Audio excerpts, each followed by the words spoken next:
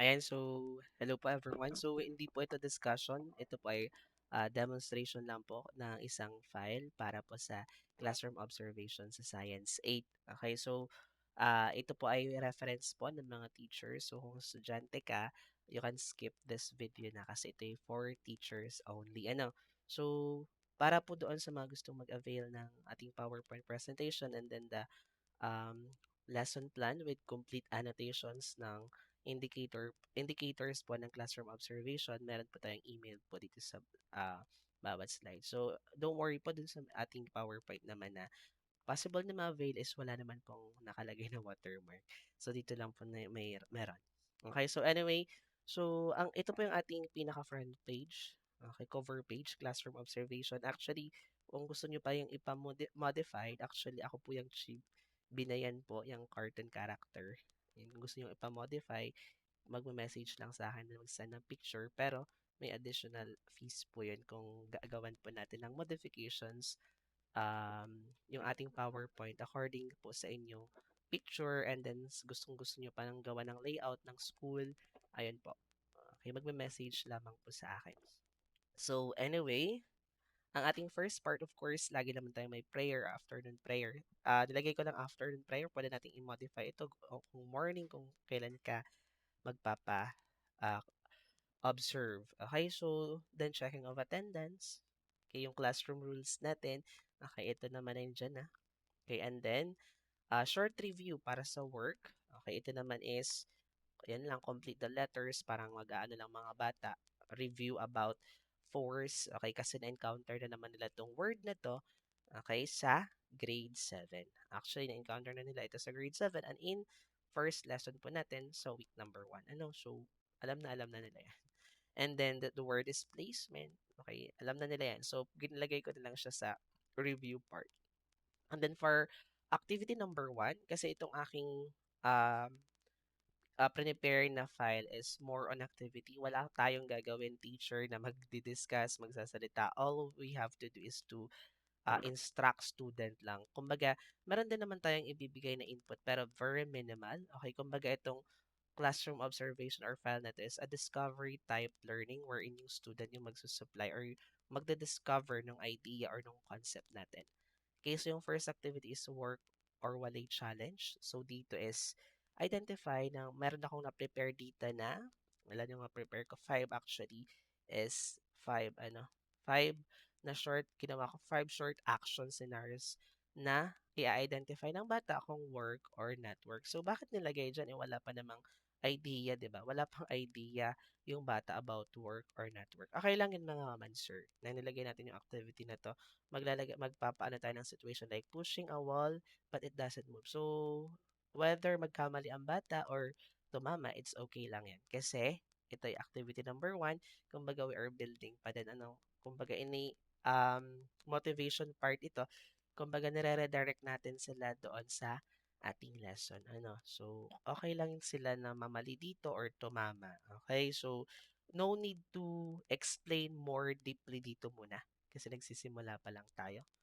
Okay? So, babalikan natin itong mga ganitong um, activity doon sa pinaka-highlights later.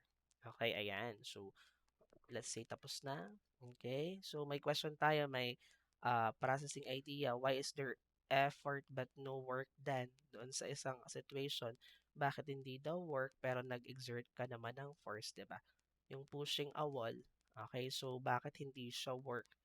So, bakit may effort pero hindi work? Parang kayong humugot dito, mga sir, mga jokes. Okay, so, again, so work is not done because didirect natin sila.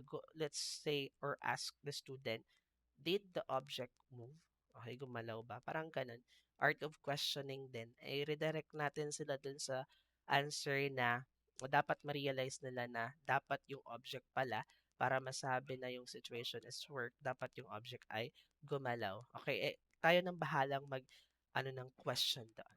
Okay, on the spot. So, next activity is yung wordscape challenge. Very cute activity lang to. Ganyan lang.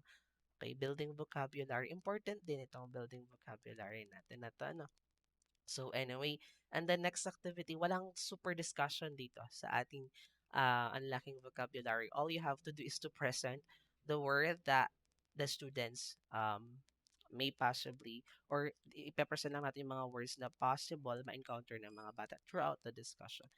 And then activity number 3, physics detective. Okay, may work ba? Okay, so dito is nandito na yung ating LE number. Actually, ipapaliwanag na natin yung ating lesson objective number. Okay. 2. Okay, kung saan explain the conditions necessary for work to occur. Ano ba yung mga conditions? So, before syempre natin ipagawa yung group activity, ito mga maman sir, itong group activity, magkonting insert lang tayo. Tayo sa atin manggagaling to. Let's say, tanungin natin, what can you see in the picture? Okay, it's a student or a man pushing a cart. Okay, so, i-redirect natin sila, which direction, okay, kung saan ba yung direction, papunta yung force na ina-exert nung man, and then pasaan yung object, okay.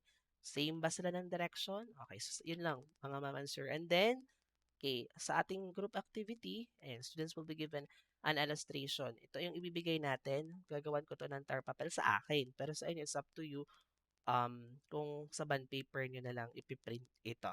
Okay, so ito ay group activity. Okay, itong ating activity number 3. So sa group number 1, ang marireceive nila ay ito. A student pushes a cabinet. So ibig sabihin, ito yon. Okay, ayan. So sa group number 2 naman is, ito yung marireceive nila na illustration. A student pushes a cabinet but it does not move. Group 3, a waiter. And then 4, a student lifts a backpack. And then right after, syempre, ang gagawin ng mga bata dyan, mga mansur, ang ating goal is yung ating instruction. Balikan natin. Okay, so sabi natin, okay, ayan. So they will draw arrows. Katulad ng ginawa natin. Papa-draw natin ng arrow yung mga bata doon sa ating ipiprepare na tarpapel or bond paper. Pasaan yung direction ng force? Okay? Pasaan yung direction ng object based on the situation? A student pushes. Paano ba pag nag-push? Okay. Katulad ng ginawa natin dito. Ayan. Okay. And then after that, may nakapag-draw na sila ng arrow, sasagutin nila yung guide question. Is there a force applied? Is there a movement? Are the force and displacement in the same direction? Okay, if yes, if it's work. If not, syempre hindi yun work. Is work done? Okay, sasagutin na explain your answer. Okay, why or why not? And then, after that, balikan natin yung ating diniscuss kanina kasi ang binigay lang natin, di ba, is force and displacement. Okay, these are the condition. First is force. Second, there must be a displacement. But there is a third condition for a situation to be considered as work. Meron tayong third. Force and displacement are in the same direction or parallel. It should be in the same direction. Yun yung ating third. So, dito sa activity na to, natapos na natin yung lesson objective number 2. Okay. And then for the next activity, compute to win. Magka-calculate lang sila. So, apply the formula of work in simple problems. So, di ba alam naman natin mga ma'am and sir, very simple lang yung formula ng work. Work is equal to force times displacement.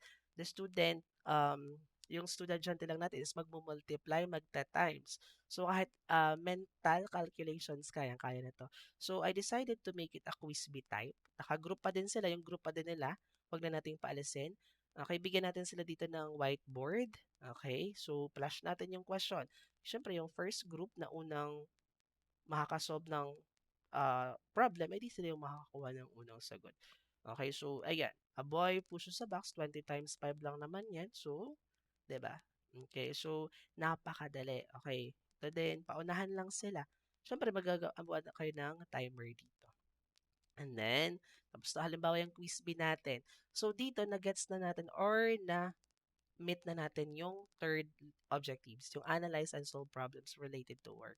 So, yung first objective pa na lang ang hindi natin na met. So, dito sa atin, sa activity number 5, real life check work or not.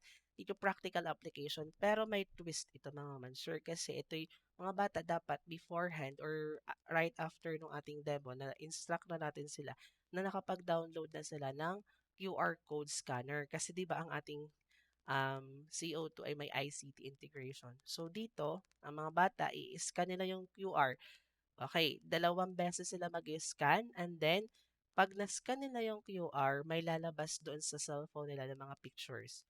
Okay, so pag halimbawa na-scan nila yung letter A, may lalabas doon na pictures or scenario. Sa letter B, may lalabas din na scenario.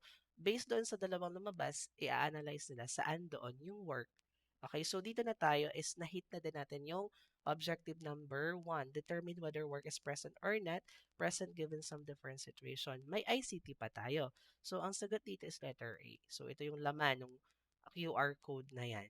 Okay, ito din naman laman ng ating QR code sa letter B. So, same din dito sa mga sumunod na ano.